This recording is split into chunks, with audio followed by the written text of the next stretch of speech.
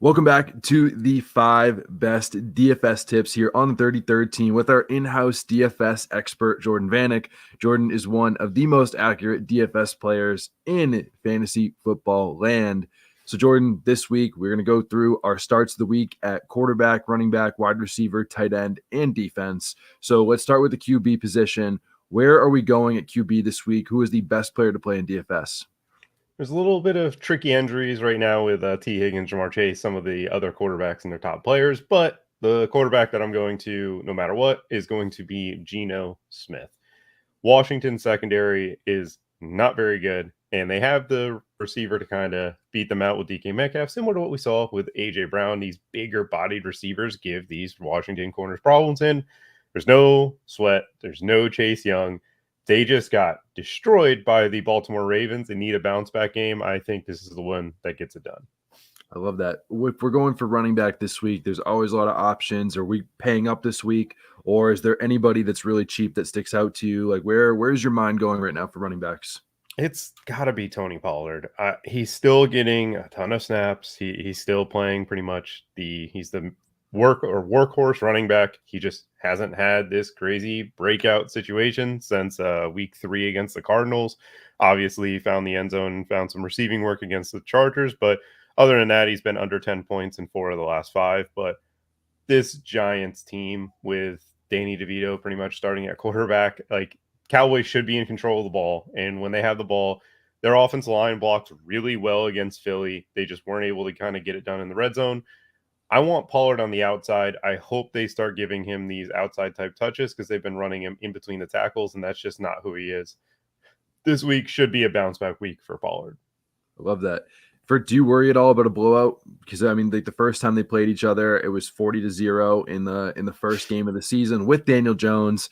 I'm not sure Tommy DeVito, no disrespect to him, is going to do a lot better than that. So, do you worry about an early blowout happening if Pollard doesn't find the end zone in one of the first couple touchdowns?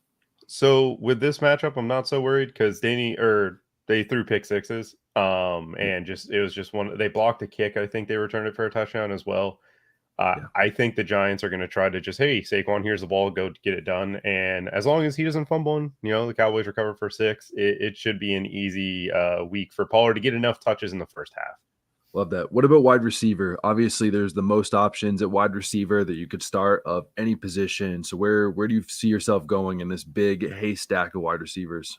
Well, at the top, it's Amon-Ra St. Brown. Against balanced formations this year, it has given the Chargers issues. They give up over 8 yards per attempt. Amon-Ra St. Brown has a 40% target share and averages 5.0 yards per route run in this formation. They run this formation at like a 32 to 35% clip. This is a similar stance to what Tyreek Hill is in Miami.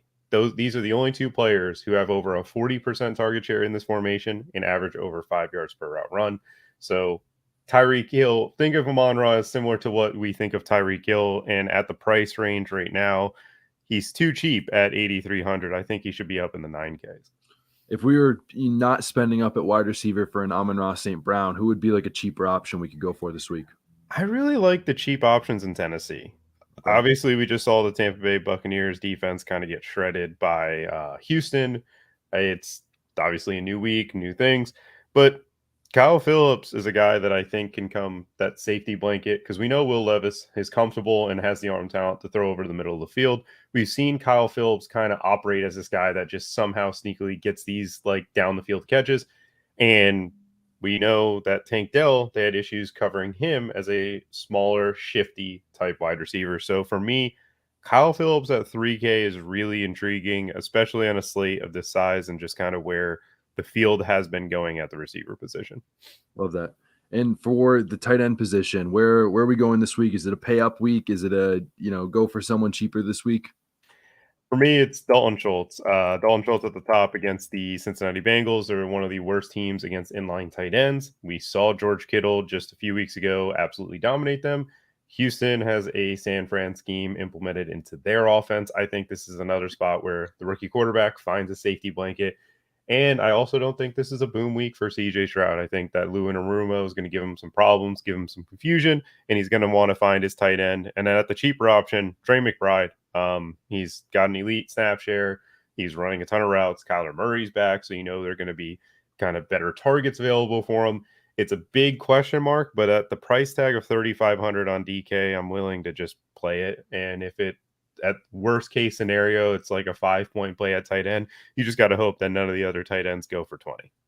Yeah, I mean, second best tight end in the NFL in yards per route run behind only Travis Kelce. I think big weeks are coming for Trey McBride. Buy low window is going to close really, really fast. But at defense, we're looking for big plays. We're probably looking for a touchdown. Where do you see yourself going the most for defense? This is the toughest position. You've been super accurate all year.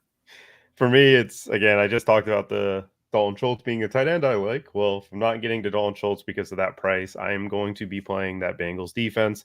I don't believe Houston's going to effectively move the ball like they have all year. I know Stroud has been phenomenal. He doesn't throw interceptions. He only threw one a while ago.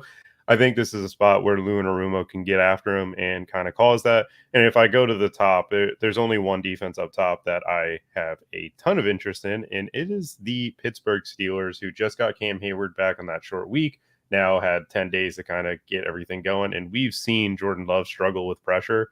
Now, TJ Watt, Cam Hayward, Alex Highsmith, Steelers are going to be coming after him in this one, and he has taken sacks. He's thrown interceptions. I'm not sure he's built to play well in this matchup.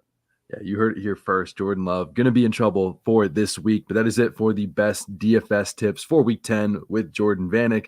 Don't forget to like, subscribe, turn the bell notifications on for more 33rd team goodness coming out each and every single day.